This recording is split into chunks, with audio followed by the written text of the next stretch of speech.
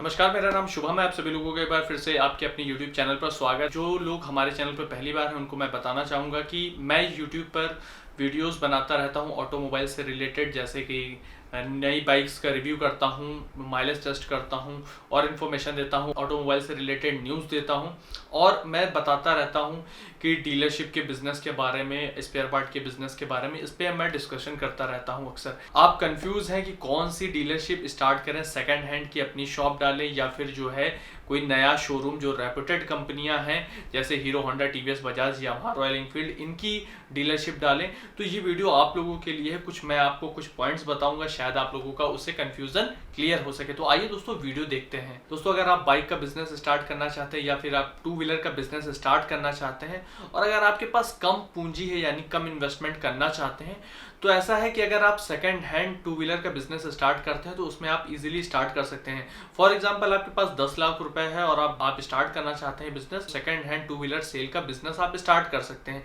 लेकिन अगर आप सोचे कंपनी के साथ में काम करें और 10 लाख रुपए में स्टार्ट हो जाए तो आप स्टार्ट नहीं कर सकते हैं। सीधी चीज़ है, मेरा कहने का मतलब बस इतना है कि आप कम पैसों में बिजनेस स्टार्ट नहीं कर सकते हैं अगर किसी कंपनी के साथ में स्टार्ट करना है। लेकिन अगर आप सेकंड हैंड का बिजनेस स्टार्ट करना चाहते हैं तो आप इजीली स्टार्ट कर सकते हैं कम इन्वेस्टमेंट में भी। पॉइंट की ओर हम बढ़े तो दोस्तों, ऐसा है कि कंपनी का अगर आप बिजनेस स्टार्ट करते हैं तो कंपनी अपने CI नॉर्म्स के अकॉर्डिंग शोरूम्स और वर्कशॉप वगैरह बनवाती है और जो एक कंपनी की पॉलिसी होती है उसके अकॉर्डिंग कंपनी काम करवाती है।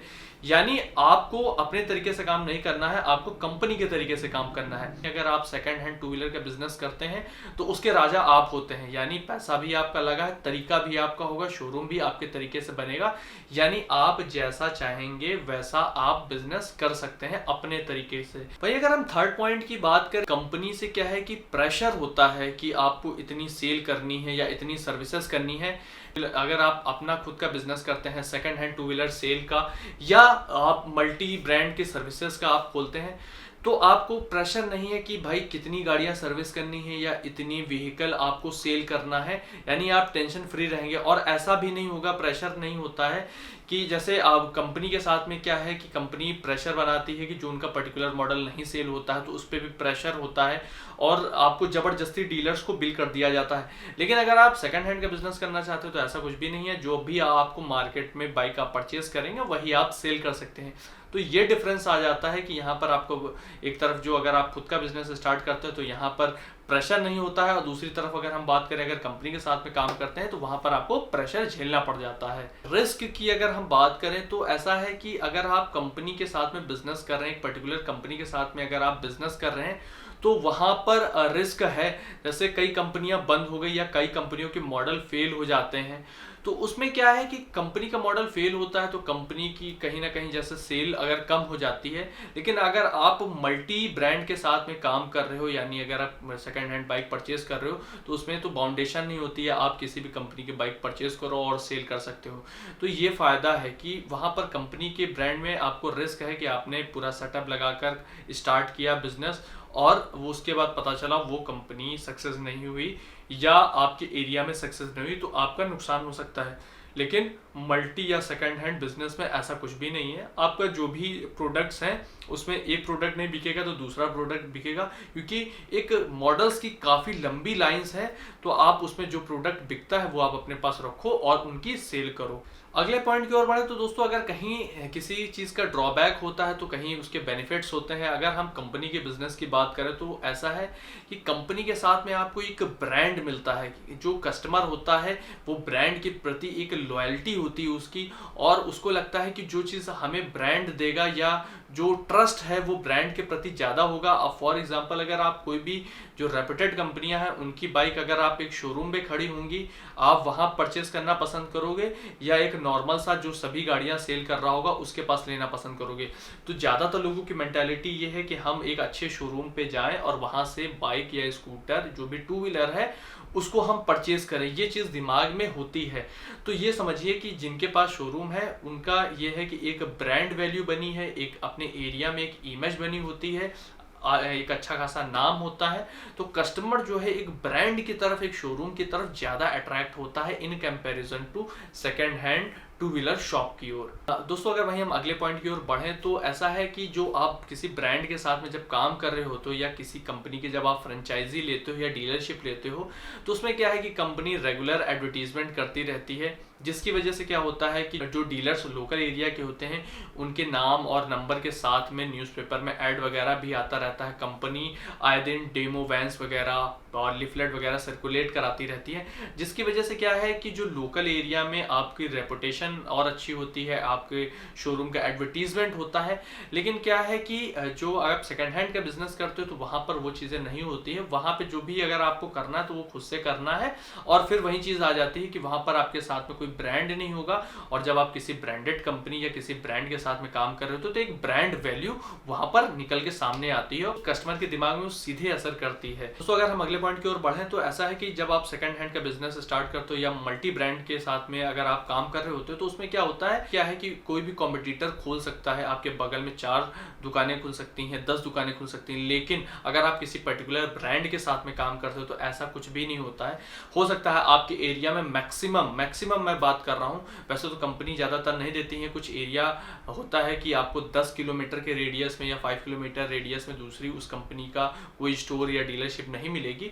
लेकिन अगर होती भी है तो 2 से ज़्यादा नहीं होती है। तो ये चीज़ आप समझिए कि सेकंड हैंड या मल्टी ब्रांड के साथ में काम करने में कई सारे शोरूम्स और दुकानें हो सकती हैं, लेकिन अगर आप पर्टिकुलर ब्रांड के साथ में काम करते हो तो फिर आपको एक जो रेडियस मिल जाता है कि इस रेडियस में आपकी ही डीलरशिप होगी। तो उससे क्या होता है कि एरिया है या आपका टाउन है तो वहाँ पर आपका एक नाम चलता है, लोगों के दिमाग में जो आपकी जो ब्रांड लेकर जाते हैं उसका नाम चल रहा होता है कि हाँ ये पर्टिकुलर डीलरशिप हमारे यहाँ पर है, हम वहाँ से बाइक परचेज करके लाएं। तो उससे क्या है कि इनडायरेक्टली एक तो एडवर्टीजमेंट होता है और दूसरी चीज़ है कि आपका रेपुटेशन बन जाती है और आपका नाम चलता है। दोस्तों अगर वहीं हम अगले पॉइंट की ओर बढ़ें और हम बात करते हैं मार्जिन की, कि भाई अगर आप नई बाइक सेल करते हैं उसमें ज़्यादा मार्जिन है या पुरानी जो टू व्हीलर आप सेल करते हैं उसमें ज़्यादा मार्जिन है, तो मैं आपको क्लियर कट बता दूं, जो आप पुरानी गाड़ियां सेल करते हो उसमें ज़्यादा मार्जिन होता है in comparison to new bikes या न्यू टू व्हीलर। क्योंकि ऐसा है कि कंपनी बहुत कम मार्जिन पे काम कराती है क्योंकि कंपनी फोकस करती है आफ्टर सेल सर्विस पे। लेकिन क्या है कि जो सेकंड हैंड का होता है उसमें कुछ भी फिक्स नहीं होता। आप एक अच्छी बाइक परचेज कर लो किसी से सेकंड हैंड और उसमें आप 5,000, 6,000, 7,000 रुपए तक कमा सकते। वहीं दोस्तों अगर आप सोचो नई बाइक में इतना पैसा कमा लो तो बहुत मुश्किल होता है इतना पैसा कमा पाना। दोस्तों वहीं अगर हम दूसरी बात करें तो क्या है कि कंपनी की तरफ से बहुत सारी स्कीम्स आती रहती हैं, इंश्योरेंस कंपनी की तरफ से बहुत सारी स्कीम्स आती रहती हैं, इंसेंटिव्स कंपनी की तरफ से बहुत ज़्यादा मिलता रहता है। तो उसमें क्या है कि आपको एक्स्ट्रा बेनिफिट होता है अगर आप किसी ब्रांड के साथ में काम कर रहे होते हो। लेकिन अगर वहीं आप मल्टी ब्रांड के साथ में काम कर रहे होते हो या फिर जो आप सेकंड हैंड शॉप चला रहे होते हो तो वहाँ पर ऐसा कुछ भी नहीं है। आप चाहे जितना अच्छा बिजनेस कर लो, आपने जो मार्जिन कमाया है वही कमाते हो। लेकिन क्या है कि जब आप किसी ब्रांड के साथ में जाते हो वहाँ पर आपको कंपनी टाइम टू टाइम कुछ इंसेंटिव प्लान भी करती है, कुछ ट्रिप्स देती है और कुछ जो इंश्योरेंस कंपनियां हैं वो भी कुछ ऑफर्स निकालती रहती हैं, जिससे क्या है कि वहाँ पर आपको एक्स्ट्रा अर्निंग के चांसेस होते हैं।